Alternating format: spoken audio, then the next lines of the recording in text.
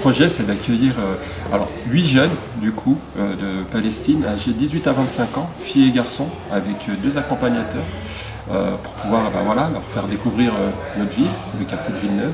Alors, ce sont des jeunes qui sont en Cisjordanie et qui ont développé un programme de randonnée et de montagne.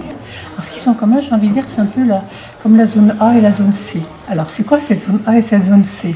La zone A en Palestine, c'est la zone qui est sous autorité palestinienne, qui est prétendue être la sécurité, et la zone C, c'est dangereux pour eux parce que c'est sous occupation et ils ont peur d'y aller.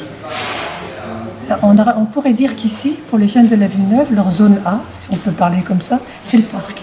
Les parcs, c'est leur territoire. Aller en zone inconnue, c'est la ville, c'est la zone C. Aller en montagne, n'en parlons pas. Et ils vont venir, ils vont découvrir notre ville déjà.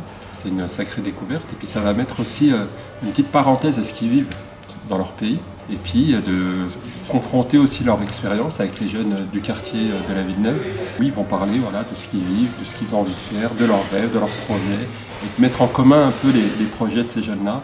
Puis on finirait aussi par une grande soirée festive avec les habitants du quartier, avec les jeunes et avec l'ensemble de nos partenaires. Alors ces jeunes de Palestine, c'est pas n'importe lesquels. Ils étaient confrontés donc à au principe de ne pas connaître leur pays, et ils ont créé des randonnées pour redécouvrir leur pays et se réapproprier leur territoire.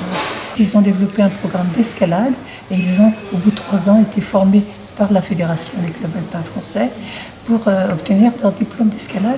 Et derrière cette escalade, c'est dépasser les barrières de la peur. Voilà. Donc c'est vraiment ça qu'on souhaite unir dans un échange, de pouvoir se dépasser, marcher, on dit que c'est exister. On a un budget de 20 000 €. Voilà. Bien sûr, il y a les voyages, et c'est ce qui revient le plus cher, mais également il y a les frais d'hébergement, d'organisation, de location de matériel, d'activités, de repas, etc. Et c'est vrai qu'on fait un appel aux dons, aux généreux donateurs pour nous aider à concrétiser ce beau projet.